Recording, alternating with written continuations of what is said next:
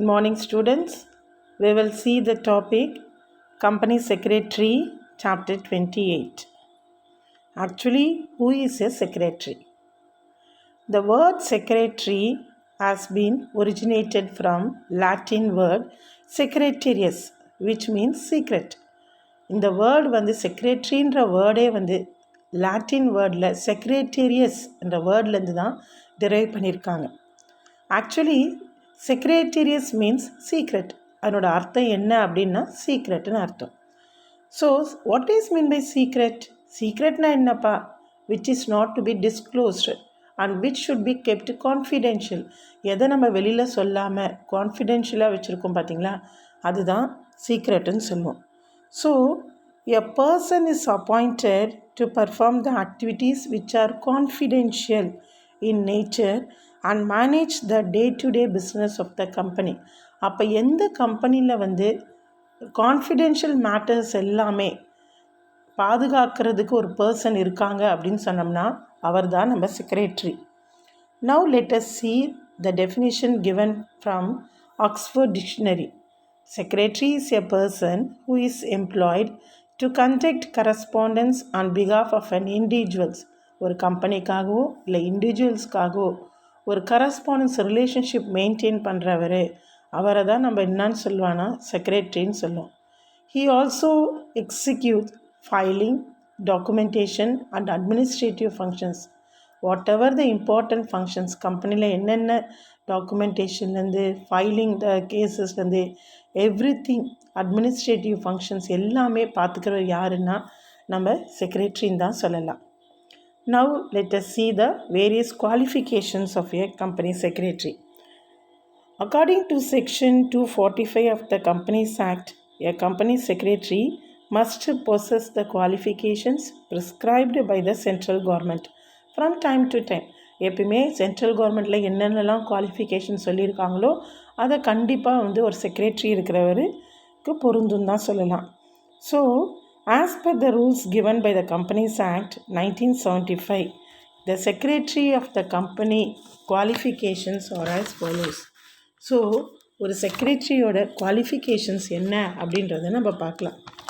Suppose in case of a company having a paid up share capital of rupees 5 crore or more, எந்த கம்பெனியில் வந்து paid அப் capital வந்து 5 crores மேலே இருக்கோ அவர் கண்டிப்பாக செக்ரட்டரி.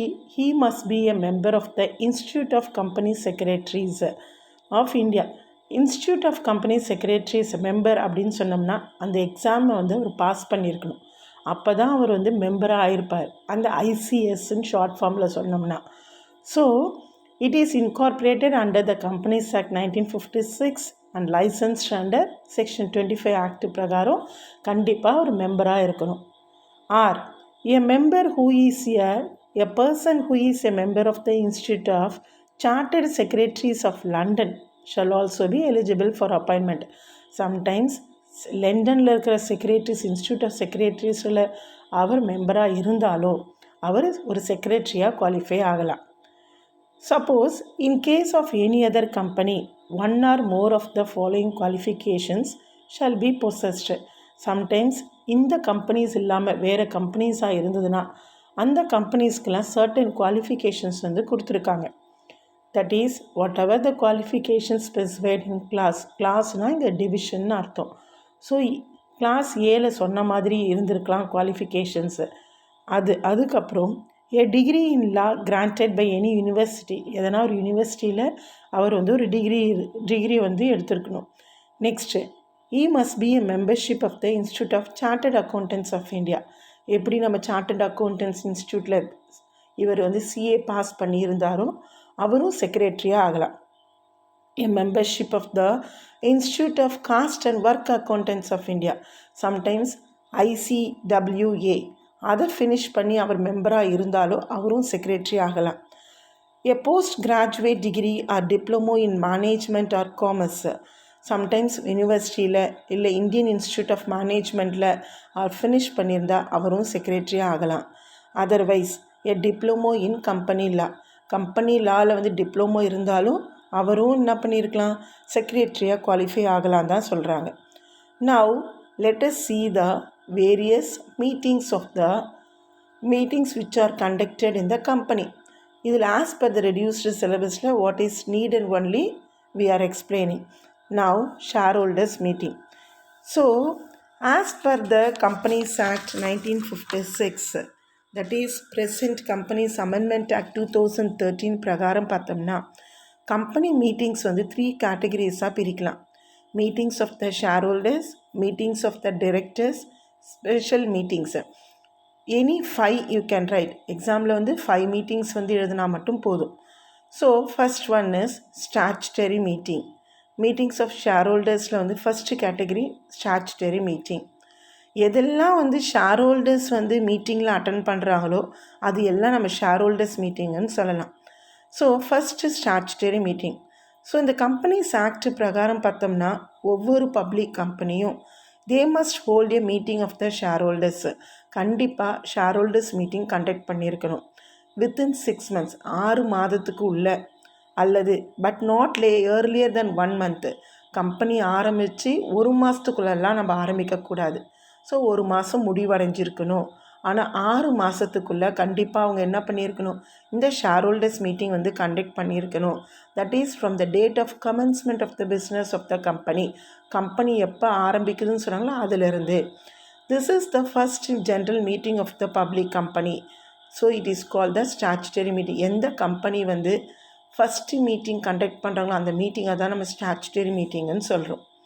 ஸோ இந்த மீட்டிங் பார்த்தோம்னா once in the lifetime of your company, ஒரு கம்பெனி ஆரம்பித்த லைஃப் டைமில் இந்த ஒரு தடவை தான் இந்த மீட்டிங் வந்து கண்டக்ட் பண்ணுவாங்க. இது ஒரு ப்ரைவேட் கம்பெனி இல்லை பப்ளிக் கம்பெனி ஷேர் கேபிட்டல் இல்லைனா அவங்க வந்து கண்டிப்பாக இந்த மீட்டிங் கண்டக்ட் பண்ண வேண்டிய அவசியம் கிடையாது. So they have to circulate to the shareholders before 21 days of the meeting. 21 நாளுக்கு முன்னாடி ஷேர் ஹோல்டர்ஸ்ட்டை இன்ஃபார்ம் பண்ணியிருக்கணும், இந்த மீட்டிங் நாங்கள் கண்டக்ட் பண்ண போகிறோம், நீங்கள் அட்டன் பண்ணணுன்றது. இதுதான் importance of the statutory meeting. Next one is annual general meeting. Suppose வந்து என்னன்னா ஆர்டினரி பிஸ்னஸை ட்ரான்சாக்ட் பண்ணணும் அப்படின்னு நினச்சாங்கன்னா they can conduct the annual general meeting சொல்லலாம். So in the company they have to bound to invite the first annual general meeting within 18 months from the date of his registration. எப்போ register பண்ணுறாங்களோ அப்போ அதிலிருந்து 18 மாதத்துக்குள்ளே இந்த meeting conduct பண்ணியிருக்கணும். அப்போது இந்த ஜென்ரல் மீட்டிங் வந்து ஒன்ஸ் எவ்ரி இயர், ஒவ்வொரு வருஷமும் கண்டிப்பாக கண்டக்ட் பண்ணணும் தான் சொல்லலாம். அகெயின் சொல்லணும்னா difference between 2 annual general meetings, first மீட்டிங்க்கோ செகண்ட் மீட்டிங்க்கோ ஏதாவது 2 மீட்டிங்க்கு இடைப்பட்ட காலம் எவ்வளோனா 15 months தான் இருக்கணும். அப்படி அதுக்குள்ளே இன்னொரு ஜென்ரல் மீட்டிங் கண்டக்ட் பண்ணியிருக்கணும். Suppose they must be conducted during the business hours. கண்டிப்பாக ஒர்க்கிங் டேஸில் பிஸ்னஸ் நடைபெற நாளில் தான் கண்டக்ட் பண்ணணும் ஒழிய பப்ளிக் ஹாலிடே அப்போ கண்டக்ட் பண்ணக்கூடாது. So it must be conducted at the register office of the company. Register ஆஃபீஸில் கண்டக்ட் பண்ணியிருக்கலாம், or within the town or village, எங்கே ரெஜிஸ்டர் ஆஃபீஸ் லொக்கேட்டாக இருக்கோ அங்கேயும் கண்டக்ட் பண்ணலாம். ஆனால் இந்த ஏஜிஎம் மீட்டிங் வந்து ப்ரைவேட் கம்பெனிஸோ பப்ளிக் லிமிடெட் கம்பெனிஸ் ரெண்டுமே கண்டக்ட் பண்ணலாம். Next one we will see the extraordinary general meeting. Statutory மீட்டிங்கும் ஆனுவல் ஜென்ரல் மீட்டிங்ஸும் அது தவிர்த்து இருக்கிற மீட்டிங்ஸ்லாம் நம்ம எக்ஸ்ட்ராஆர்டினரி பிஸ்னஸ் கண்டக்ட் பண்ணணும் அப்படின்னு சொன்னோம்னா அது எக்ஸ்ட்ராஆர்டினரி ஜென்ரல் மீட்டிங் தான். சப்போஸ் ஸ்டாச்சுட்டரி மீட்டிங்லேயும் ஆனுவல் ஜென்ரல் மீட்டிங்லேயும் எதனா ஒரு சொல்ல முடியாது, சம்டைம்ஸ் மறந்துருந்தாலோ இல்லை டெசிஷன்ஸ் எடுத்திருந்தாலோ அது மாதிரி இருந்ததுன்னா அந்த டெசிஷன்ஸை நெக்ஸ்ட்டு ஆனுவல் ஜென்ரல் மீட்டிங் வரைக்கும் வெயிட் பண்ண முடியாத நிர்பந்தம் இருந்ததுன்னா அப்போ ஒரு மீட்டிங் அவங்க கண்டக்ட் பண்ணுவாங்க. அந்த மீட்டிங்கை தான் நம்ம என்னன்னு சொல்லுவோம்னா எக்ஸ்ட்ராஆர்டினரி ஜென்ரல் மீட்டிங்னு சொல்லுவோம். Now we will see the meeting of the directors. Mostly பார்த்தோம்னா ஒரு கம்பெனியோட administrations of the company lies in the hands of the board of directors தான் சொல்லலாம். யார் வந்து மேனேஜ்மெண்ட் பண்ணுறாங்கன்னா போர்ட் ஆஃப் டைரக்டர்ஸ் தான். So they must meet frequently for the proper conduct of the business. கண்டிப்பாக அப்போ பிஸ்னஸ்க்கு பற்றி வந்து டிஸ்கஸ் பண்ணுறதுக்கு, டெசிஷன்ஸ் எடுக்கிறதுக்கு இதுக்கு கண்டிப்பாக அவங்க மீட் பண்ணி ஆகணும். First one is board meetings. டைரக்டர்ஸோட மீட்டிங்ஸ் எல்லாமே நம்ம என்ன சொல்லலாம்னா போர்ட் மீட்டிங்ஸ் தான் சொல்லலாம். So the meetings of the directors provide a platform to discuss the business matters and take formal decisions. அது ஒரு பிளாட்ஃபார்மாக இருக்கணும். கண்டிப்பாக அங்கே கண்டிப்பாக டெசிஷன்ஸ் எடுக்கிற ஒரு இடமா தான் இருக்கணும்னு நம்ம சொல்லலாம். So first meeting of the directors எப்போ கண்டக்ட் பண்ணணும் அப்படின்னு சொன்னோம்னா, இன்கார்ப்ரேட் ஒரு கம்பெனி ஆரம்பித்து ரெஜிஸ்ட்ரேஷன் பண்ணி ஆரம்பிக்கிற சர்டிஃபிகேட் இன்கார்ப்ரேஷன் சர்டிஃபிகேட் வாங்கினதுலேருந்து 30 டேஸ்க்குள்ளே அவங்க கண்டக்ட் பண்ணணும். அதுதான் நம்ம என்னன்னு சொல்லுவோம்னா போர்ட் மீட்டிங்ஸ்ன்னு சொல்லுவோம். நவ் கமிட்டி மீட்டிங்ஸ்னால் யார் கண்டக்ட் பண்ணுவாங்கன்னா, every listed company or every other public limited company having a paid up capital of 10 crores they have to require to conduct a audit committee. யாருக்கெல்லாம் 10 crores எந்த கம்பெனி ஹோல்ட் பண்ணியிருக்கோ, அவங்க shares வச்சுருக்காங்களோ, அவங்க இந்த audit committee மீட்டிங்கை conduct பண்ணணும். At least 1 இயரில் 4 டைம்ஸ்னால் அந்த meeting conduct பண்ணியிருக்கணும். அப்போ இந்த கம்பெனிஸ் போர்ட் ஆஃப் டைரக்டர்ஸ் இது தவிர்த்த மற்ற கம்பெனிஸ் எல்லாம் போர்ட் ஆஃப் டைரக்டர்ஸ் அவங்களே ஒரு டைரக்டரை அப்பாயின்மெண்ட் பண்ணி அவர் தே ஷுட் பி விஜிலன்ட் மெக்கானிசம், ஒரு விழிப்புணர்வோட அந்த என்னென்ன டெசிஷன்ஸ் எடுக்கலாமோ அதை ரெஸ்பான்சிபிள் எடுத்துக்கிறது யாரோட பொறுப்புன்னு சொன்னோம்னா இந்த டைரக்டர் தான் சொல்லலாம். நெக்ஸ்ட்டு தேர்ட் கேட்டகரி 5 மீட்டிங்ஸ் நம்ம எழுதினாலே போதும். ஆனால் எக்ஸ்ட்ராவாக கிளாஸ் மீட்டிங்ஸ் அப்படின்னு சொன்னோம்னா பர்டிகுலர் கிளாஸ் மீட்டிங்ஸை, ஃபார் எக்ஸாம்பிள் கிரெடிட்டார்ஸ், அதுமாரி டிபென்ச்சர் ஹோல்டர்ஸ், இவங்கெல்லாம் மீட்டிங்ஸ் கண்டக்ட் பண்ணுறது தான் நம்ம என்னன்னு சொல்லுவோன்னா மீட்டிங்ஸ் ஆஃப் த கிரெடிட்டார்ஸ்ன்னு சொல்லுவோம். ஆர் கிளாஸ் மீட்டிங்ஸ்னால் meetings of the particular shares. So அந்த particular shares preference share holders meetings conduct பண்ணணுன்னா அவங்க இந்த மீட்டிங்ஸ்லாம் கண்டக்ட் பண்ணலாம். இல்லை டிபென்ச்சர் ஹோல்டர்ஸ் கண்டக்ட் பண்ணணும் அப்படின்னு நினச்சாங்கன்னா அவங்களும் இது மாதிரி கண்டக்ட் பண்ணலாம். So according to the rules and regulations they have to conduct the meetings. அப்போ அந்த மீட்டிங்ஸை anything suppose if they want to change the reorganisation, reconstruction, அது மாதிரி அமால்கமேஷன் ஒரு கம்பெனியோட இன்னொரு கம்பெனி அமால்கமேட் ஒட்டு போனால் கூட்டு சேர்ந்தாலோ இல்லை ரீகன்ஸ்ட்ரக்ட் பண்ணாலோ அது மாதிரி சர்க்கம்ஸ்டன்ஸ்லாம் இருக்கும் பொழுது அவங்க இந்த கண்டிப்பாக அந்த particular class holders they will conduct the meeting. அது டிபென்ச்சர் ஹோல்டர்ஸாகவும் இருக்கலாம், பர்டிகுலர் டைப்ஸ் ஆஃப் ஷேர் ஹோல்டர்ஸாகவும் இருக்கலாம், அல்லது கிரெடிட்டார்ஸும் கண்டக்ட் பண்ணலாம்.